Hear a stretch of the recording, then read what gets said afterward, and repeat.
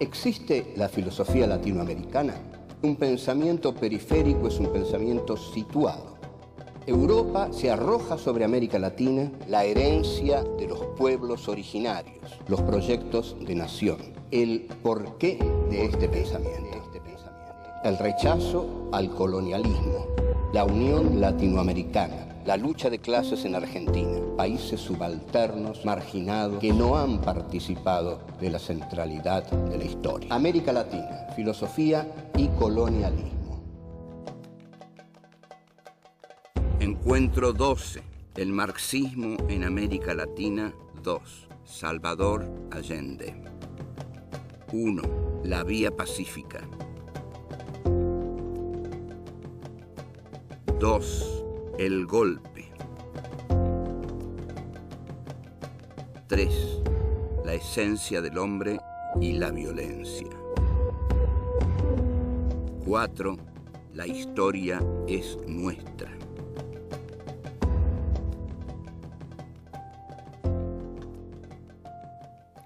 Este es el programa número 12 dedicado al marxismo en América Latina y centralizado sobre todo en la figura de don Salvador Allende y el movimiento hacia el socialismo por la vía pacífica y democrática que él y su Partido de la Unidad Popular protagonizaron. La figura de Salvador Allende es una figura trágica en América Latina por el final trágico que tuvo y por la infamia descarada con que se le organizó un golpe manejado desde Estados Unidos y con el apoyo, por supuesto, de la clase política chilena y de las clases altas chilenas, del ejército chileno, para impedir el proyecto de Salvador Allende. El proyecto de Salvador Allende implicaba un proyecto muy original porque era el proyecto de una vía pacífica. En realidad el marxismo no se propone, no se va a encontrar esto en los textos originarios de los grandes padres fundadores del marxismo, digamos, la vía pacífica y democrática para llegar al poder. En realidad las relaciones entre el marxismo y la democracia son muy conflictivas porque en los textos de Marx y de Engels, la democracia es una palabra hueca, la democracia es una palabra burguesa, porque la democracia es el sistema parlamentario por el cual el burgués, la burguesía, domina a las clases sometidas a través de toda esa caparazón parlamentaria que no es más que el diálogo de los burgueses, de la clase burguesa entre sí misma. Ahora, por eso el marxismo, ya en el Manifiesto Comunista, en las páginas finales, sobre todo en el Manifiesto Comunista, siempre plantea la toma del poder a través de la violencia. El manifiesto de 1848 de Marx y Engels, sobre todo escrito por Marx, dice claramente al terminar que los marxistas, los comunistas, no ocultan sus intenciones, que sus intenciones son tomar el poder a través de la violencia, y que todo movimiento que quiera mantenerse una vez que ha tomado el poder, una vez que ha derrocado el orden establecido, que es el orden de la burguesía, debe sostenerse en el poder a través de la aplicación de la autoridad entendida como la veía Marx en la Revolución Francesa. Y en el texto de Engels, titulado De la autoridad, Engels dice: señores, no hay nada más autoritario que una revolución. Una revolución implica bastillazos, dice sobre todo, ¿no? Bastillazos. ¿Qué es un bastillazo? Bueno, es la toma de la Bastilla. Hay que tomar la Bastilla para hacer una revolución. Es decir, ese símbolo que implica el derrocamiento de una clase social. Entonces, la Bastilla se toma en la Revolución Francesa a través de la violencia.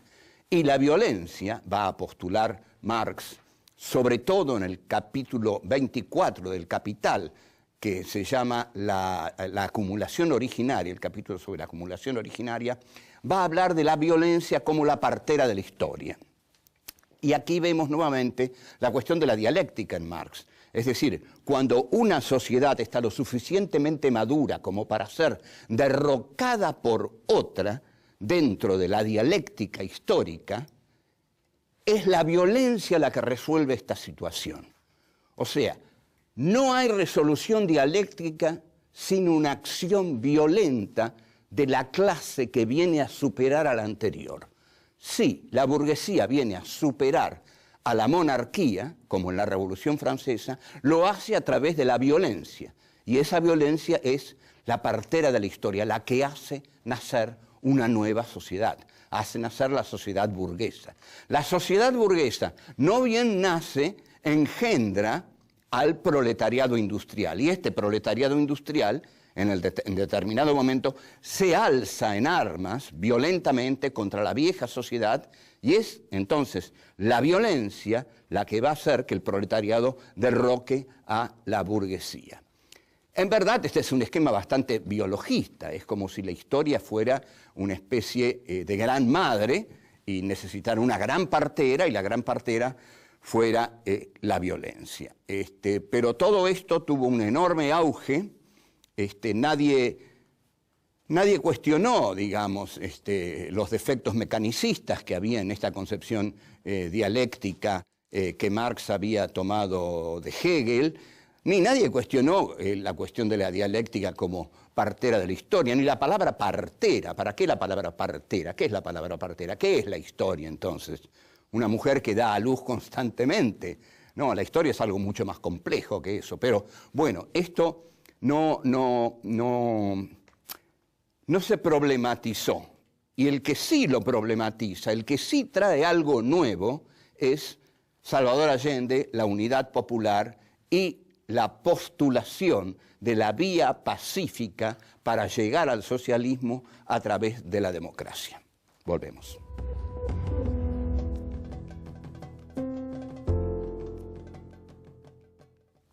Desde que Allende asume, es impresionante la velocidad vertiginosa con que empieza a prepararse el golpe. Casi podríamos decir el mismo día, porque ya se estaba preparando desde antes. Es decir, ¿qué vamos a hacer si gana este comunista?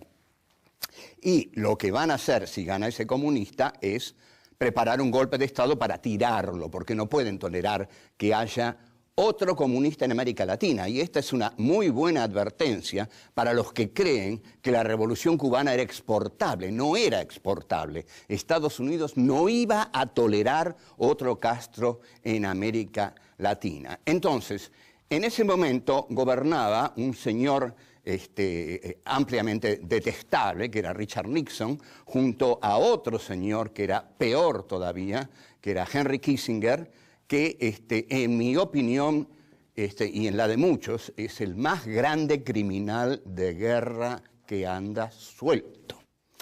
Entonces, lo que se prepara ahí es una reunión inmediata entre Nixon, Kissinger y el diario El Mercurio, que es llamado el decano de la prensa chilena y que es el diario de los Edwards. También viajan inmediatamente a Washington la ITT, la Pepsi, miren qué cosa más linda, tan fresca, ¿no? Bueno, no, la Pepsi es una compañía muy multinacional como la Coca-Cola. No sé por qué no viajó la Coca-Cola. Bueno, viajan la ITT, la Pepsi y el Chase Manhattan Bank para ver inmediatamente a Nixon. Nixon directamente lo que denomina a Allende constantemente una y otra vez, ese son of a bitch, ese hijo de puta. Eso es el delicado vocabulario que Nixon le dedica a Allende. Estamos en medio de la Guerra Fría, no hay que olvidar esto. La Guerra Fría se dio entre dos grandes bloques, Estados Unidos y la Unión Soviética, pero Estados Unidos y la Unión Soviética se suponía que no se iban a agredir entre ellos por el poder atómico que cada uno tenía. Entonces, al no poderse agredir los dos grandes bloques de la Guerra Fría, las guerras calientes se daban en la periferia. Vietnam, por ejemplo, Vietnam, Argelia, eran todas guerras calientes de la Guerra Fría. Eran todas guerras visualizadas por Occidente como guerras contra el marxismo. La guerra contra el Frente de Liberación Nacional argelino, los generales franceses lo dicen claramente. Nosotros no estamos peleando una guerra colonial aquí, estamos peleando una guerra contra el marxismo. Lo mismo que en Vietnam. Hay que frenar el marxismo, que Vietnam del norte no se apodere de Vietnam del sur, frenar el marxismo. Ahora bien, lo que ocurre también es que Allende para, Allende para el bloque norteamericano y para el poder chileno que está aliado a ese bloque, representándolo ahí, ¿no? En el lugar donde se da lo caliente de la Guerra Fría, Allende comienza a tomar una serie de medidas que indican un camino ya muy preocupante para las clases hegemónicas hacia el socialismo. La nacionalización del cobre es un hecho decisivo. Chile nunca había nacionalizado el cobre. El cobre pertenecía al libre mercado, pero no pertenecía al Estado propietario del cobre. Esa medida de estatización determina, a su vez, un muy metódico plan de desestabilización. Hay que desestabilizar al gobierno de Salvador Allende. Hay que tirarlo. Nixon le niega cualquier crédito, por supuesto que le niega créditos. Y los sectores de la izquierda le van a criticar que Allende pida un crédito a Estados Unidos. Acá, cuando Perón pide un crédito a Estados Unidos en 1973, la revista El Descamisado de los Montoneros saca un título muy coherente y muy trágicamente gracioso, que es el siguiente. ¿Qué pasa?, decía el título. ¿Los yanquis nos financian la liberación? Bueno, no estaba mal la pregunta. ¿Ahora los yanquis nos financian la liberación? Bueno, el desabastecimiento avanza, cada vez hay menos cosas, la gente no puede comprar, le echa la culpa a Allende, todos le echan la culpa a Allende, y comienzan ¿a qué? Lógico, a movilizarse las clases altas. Las conchetas chilenas, que son de lo peor, son peores que las de aquí todavía, si es posible. Y sí, es posible, son peores de las de aquí. El gobierno de Allende se ve acosado por todos lados porque el movimiento de la izquierda revolucionaria, que es el MIR, se le pone a la izquierda y lo critica desde la izquierda. Posición siempre muy fácil, ¿no? Caramba, Allende, ¿qué le pasa? Usted no hace la reforma agraria, usted no está expropiando a los grandes monopolios, usted no está cambiando la estructura social verdadera del país. O sea, la izquierda lo critica a Allende. Y bueno, esto a la derecha le viene en general muy bien. La izquierda tiene que ser muy lúcida en estos casos y ver dónde tiene que sumar y dónde, si se opone, en realidad está restando a la estabilidad de un régimen democrático de izquierda al cual hay que sostener. Piénsenlo bien esto y que lo piensen los que lo tienen que pensar.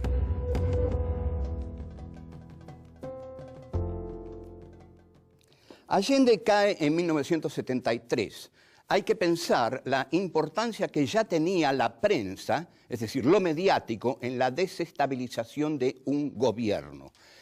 Ahora es mucho mayor, el poder mediático directamente representa la derecha en América Latina y su tarea es impedir que los gobiernos giren hacia medidas populistas, distribucionistas y impidan, la primacía del mercado. Pero en 1973 ya el Mercurio de Chile, que pertenece a la familia Edwards, está bancado, por Estados Unidos. Le dan $2 millones al diario El Mercurio para que desestabilice al gobierno de Allende. Y los Edwards muy contentos, incluso hay un reportaje, que le voy a decir esto muy breve, que le hacen unas chicas a Agustín Edwards y le dicen, ¿a usted le parece bien que Pinochet haya prohibido todos los diarios al día siguiente del golpe? Y este señor Edwards, que realmente parece medio tonto, ¿no?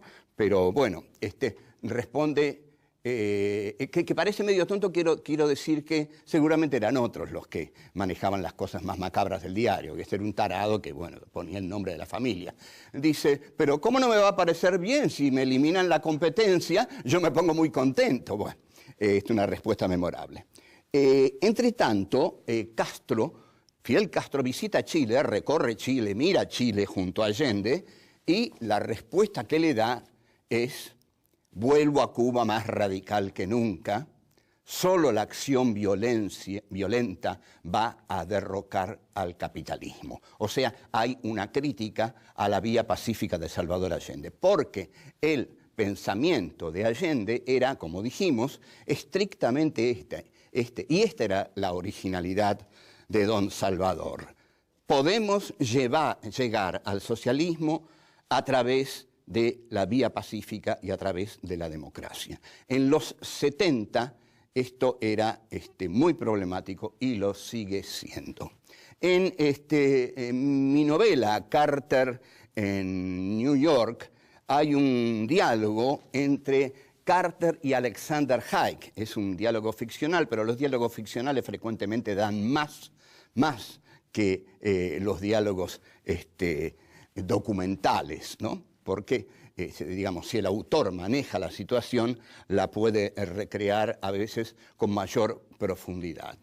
Entonces, Alexander Haig, digamos, la situación es que Haig va a tomar un avión y Allende lo va a despedir.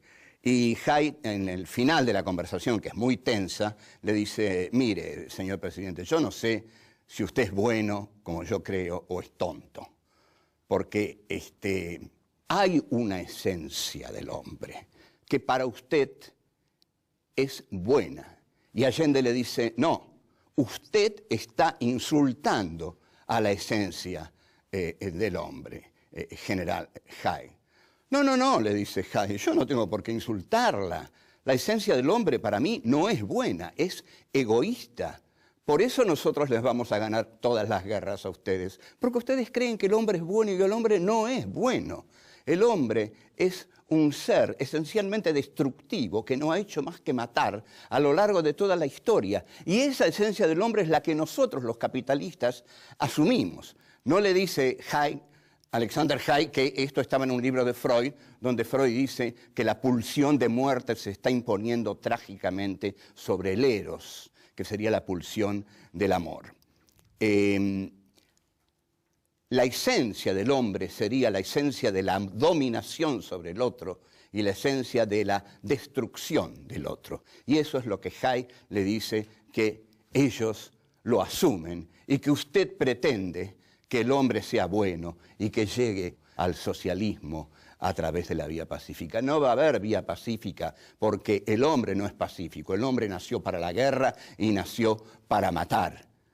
Esto es una polémica que se abrió hace unos años por el filósofo cordobés Oscar del Barco, que terminó afirmando el no matarás bíblico. Bueno, Freud se ríe mucho de estas aseveraciones bíblicas. Dice, ¿cómo el hombre no va a matar si existe en él la pulsión de muerte? Dice, ¿por qué voy a querer al prójimo tanto como a mí mismo? Si ni sé quién es el prójimo, por ahí es un personaje detestable el prójimo. ¿Cómo lo voy a querer tanto como a mí mismo? Yo sé que yo soy una buena persona, dice Freud. ¿Cómo voy a amar a mi prójimo tanto como a mí mismo? En todo caso, voy a amar más a mi hijo. Bueno, esto es El malestar en la cultura, un gran libro de Freud de 1930. Allende, lo original del intento de Allende es quizás, es cierto, ir contra la esencia de la condición humana, que es esencialmente destructiva y no es pacífica. El hombre se ha desarrollado. Hegel dijo, la historia avanza por su lado malo. Allende la quiso hacer avanzar por su lado bueno. Y evidentemente pareciera que la historia avanza de negación en negación, de catástrofe en catástrofe, de masacre en masacre, y entonces la vía pacífica al socialismo quedaría edulcorada y don Salvador Allende quedaría como, bueno, vamos a ver cómo queda, porque la izquierda le reprocha que la vía pacífica al socialismo es la vía pacífica al desastre, al desastre.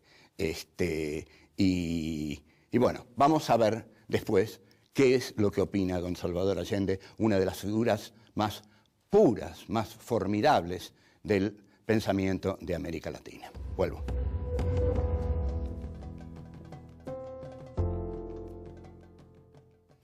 Hasta 2 días antes del 11 de septiembre de 1973, en que se produce el levantamiento que derroca a Allende, todavía no se sabía qué militar lo encabezaba. Estaban discutiendo entre los militares a ver quién iba a encabezar el golpe y, bueno, sorpresivamente lo encabeza Augusto Pinochet. Cuando le llega la noticia a Allende, Allende se sorprende, dice, ¿cómo Pinochet? Si Pinochet es mi amigo. Pero en realidad no es que estaba tan mal informado, es que pareciera que Pinochet en 2 días tomó esa decisión y la tomó en serio. Bueno, la barbarie de los militares y los carabineros chilenos se desata de un modo total. Allende se refugia en La Moneda, tiene una metralleta y un casco con él, y está el GAP, el grupo de amigos del presidente, que son los que se quedan con él a rodearlo hasta el fin. El presidente no se va a ir del Palacio de la Moneda. Se va a quedar ahí y si lo sacan, lo van a sacar con los pies para adelante. O sea, Allende se queda y se hunde con sus barcos como los capitanes legendarios de tantas historias. Desde La Moneda da su último discurso en el cual se revela su pensamiento esperanzador. Este discurso está alimentado por la fe de un devenir necesario de la historia hacia una situación de justicia social que va a llegar pase lo que pase. Entonces, Allende dice, yo no voy a renunciar. En efecto, no renuncia. Voy a mantener mi lealtad al pueblo y, si es necesario dar mi vida, por eso la voy a dar. Como tienen la fuerza, seguramente nos van a poder avasallar. Pero la idea de Allende es que la fuerza la tienen ahora, pero no la van a tener siempre. ¿Por qué? Porque aquí está la cosa, no se detienen los procesos sociales. Y esta es la gran discusión. Sí se detienen los procesos sociales. La fuerza detiene los procesos sociales. Hay una frase de Sartre que menciono siempre, y la debo haber mencionado en algún momento, que dice, la descolonización está en marcha, lo único que pueden hacer nuestros mercenarios es demorarla. No, pueden hacer mucho más los mercenarios. En Chile abortaron por completo el proyecto de Allende. Y Allende insiste, la historia la hacen los pueblos y es nuestra. ¿Qué es lo que piensa Alexander Haig? Que la historia es nuestra, dice Nixon y Alexander Haig y el bloque occidental. No la hacen los pueblos, la hacemos nosotros, con nuestras armas, con nuestro poder, con nuestros marines, pero la historia es nuestra. Allende denuncia que su caída se debe al capital multinacional y a la alianza del capital multinacional con los sectores más poderosos del interior de Chile. Esos sectores poderosos son los de siempre, es decir, son los intereses financieros aliados a los intereses multinacionales. Ustedes imaginen que en la ITT, el Chase Manhattan Bank, tenían intereses ahí, tenían intereses también chilenos. Y Allende sigue insistiendo en decirle, claro, es un mensaje final, es un mensaje esperanzador. Sepan, dice, que mucho más temprano que tarde, y acá dice una frase hermosa, sepan que mucho más temprano que tarde se abrirán de nuevo las grandes alamedas por las que pase el hombre libre. Si nosotros pensamos que el que dice esto está por morir, están bombardeando el lugar donde él dice esto, está rodeado de 12, 13 tipos que son su grupo de amigos, es admirable el coraje y la convicción moral e ideológica del hombre que está diciendo esto. Entonces, el hombre que está diciendo esto sabe que va a dar su vida por una causa y sabe entonces que su sacrificio no va a ser en vano. Mi sacrificio no va a ser en vano, dice, porque la causa que yo encarno, que es la del socialismo, que puede llegar al poder por la vía pacífica, y quizás en ese momento piensa que también por otra vía, no sé qué piensa en ese momento, pero lo que yo encarno es la igualdad para todos. Encarno lo contrario del capitalismo, que es un sistema de expoliación, el sistema de la desigualdad. Yo quiero la igualdad, dice Allende, y esa es la idea que esencialmente encarno. El pueblo va a tener que defenderse, pero tampoco debe sacrificarse, dice Allende, que asume que el que se va a sacrificar es él.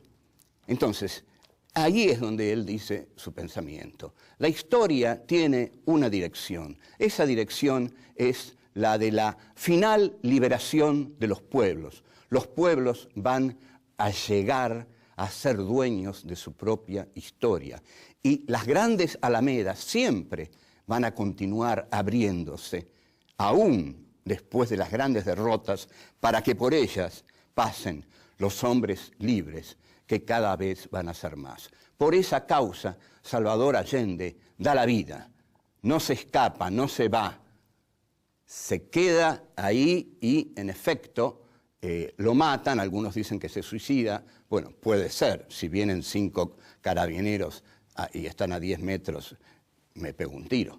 Y bueno, y la conclusión entonces es que este hombre con esa cara de manso, con esa cara de tipo honesto, inteligente, moral, es un ejemplo para América Latina, porque es un ejemplo de aquel que va hasta el final con sus convicciones, y el final es dar su vida por la paz, ¿no?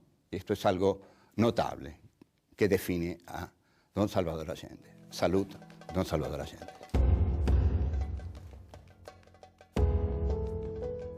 La historia la hacen los pueblos y es nuestra.